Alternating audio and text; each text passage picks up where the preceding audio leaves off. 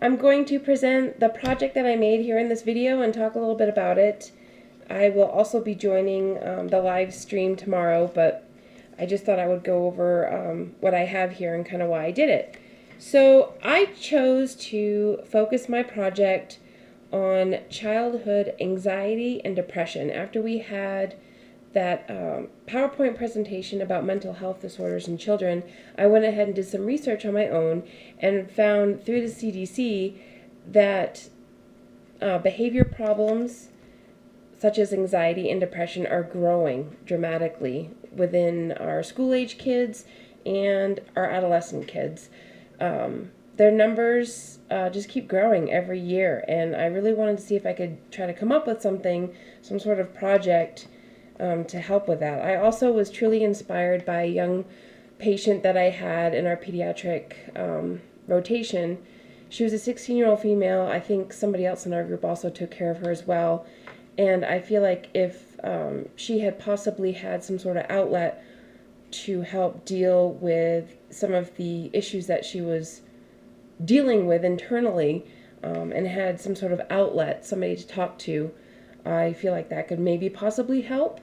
Also, I did some research and I found a few really credible websites that suggested that children dealing with anxiety and depression could really use just talking about it, expressing themselves freely and without getting judged, staying active, doing fun things, engaging in activities, because a lot of the times these children just withdraw. So what I've created is I have created a Share and Be Free journal. I didn't actually make this journal. I actually purchased this online. Amazon had it, and it was only like $14.99, and I grabbed it because I thought it was a really nice quality notebook. As you can see, it has a combination lock, so the children can set whatever combination they want on it, and it's private. So anything that they write in this journal does not have to be seen by anybody else. It is completely their own thoughts, their own feelings, so they can feel free to write in here without anybody being able to get in there and see what they've written. Once you open it up, it is a binder style, and it's so nice because you can, even if you run out of pages, you can easily like make your own pages and use it like that. When you open it up, I have created a set of instructions or directions and kind of like what this journal is for, how it's intended to be used. So I'll just read some of it now. It's called the Share and Be Free Journal, and it says a personal journal to help you find ways to feel better about yourself. Everyone goes through stuff that is sometimes hard to deal with, and this is your chance to put feelings and thoughts into words, write them down, and get rid of the complicated emotions inside of you to be set free and out onto paper. Use this journal as a tool to help you get to know yourself better. By expressing yourself freely here, you may discover that you were worried about something you didn't know was bothering you until you wrote it down. When your thoughts and worries swirl around, putting pen to paper can cut down the chaos. Writing helps to get things into perspective and quiet down feelings of worthlessness. Keeping a journal gives you a chance to use positive self-talk. Journaling helps you take an active role in your life. It empowers you to do something to help yourself feel better. It also helps you to recognize when you feel worse and you might need some extra help. It's okay to write about things that aren't positive, but put a limit on it. Don't do it longer than 20 minutes. Not sure how to get started, and I put some ideas here. Talk about your day, so they can write about how they can relate events in the day to how it made them feel, and they can get their thoughts and feelings out that way. They can talk about things that they're grateful for. They can write down goals, what they hope for. They can write it all out and then talk about how they're going to reach that goal. It's a great way to not only keep you motivated, but also to make sure that you're staying on track. Write a letter to somebody. Get out all the things you've always wanted to say to somebody, but you didn't have the courage to do in person. How are you feeling today? Write down your emotions and describe how you feel. If you're going to explain who you are to somebody that you just met, I like this one, how would that go? What are your likes? What are your dislikes, your strengths, or your weaknesses? This can help you figure out how you think of yourself. What was the nicest thing anyone has ever said to you?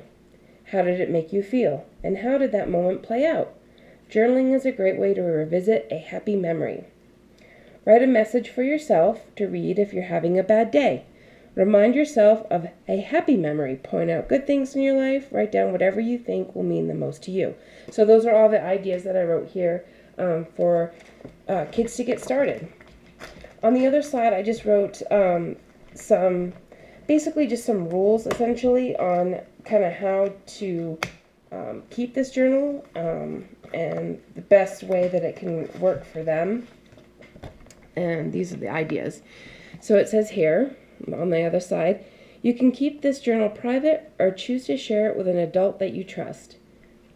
And they can help you see what's important to help you move forward. However, at least once a week, you must choose to either share a page you have written or have an adult burn it and set it free.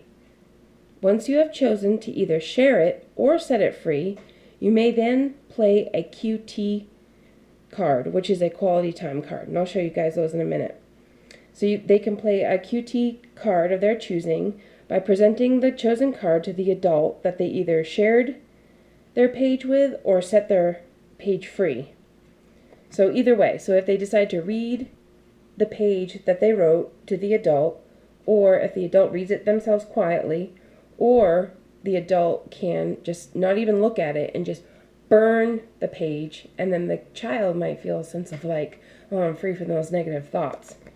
And then they can play the QT card. So I'll show you those now. I just made some up. These are the QT cards. They say quality time, and on the back there's just some ideas. Like this one's like, let's go out to dinner. This one's like, let's go ride bikes. And so there's other ones like, let's cook or bake something together. So they can choose any one of these. This one's for go out for ice cream, or let's have some ice cream together. Play a game of my choice. Let's go for a walk. Let's watch a movie of my choice. And let's have a 30-minute dance competition. So there's lots of different ones. I thought about even making just like a laminated quality time card, but it's like blank and you can write whatever you want on the other side if those are things that the child's not interested in. I just think that the quality time cards are a good chance for the child and the adult that they trust to spend some time together and continue to build on the bond that they already have or strengthen it and maybe open up some dialogue.